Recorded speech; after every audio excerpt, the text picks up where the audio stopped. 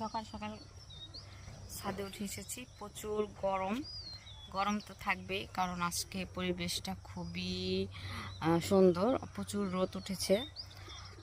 পরিবেশটা সুন্দর থাকতে হলে রোদের প্রয়োজন, আবার রোদ হলে গ্রামে প্রচুর গরমও থাকে। যাক, যেহেতু আমি আমসত্ত্ব তৈরি করতেছি, কাস্টমারের প্রচুর অর্ডার নিয়ে আমি গ্রামে এসেছি, তো রোদ তো আমার লাগবে। এছাড়া আচারের অর্ডারও আছে, তো আমি আমসত্ত্বগুলো সবাইকে এখানে একদম পাকা আমের আমসত্ত্ব আমি তৈরি করেছি। একদম সকাল ভোরে রোদ ওঠার আগে এই আমসত্ত্ব রেডি করে ছাদে শুকাতে দেওয়া হয়।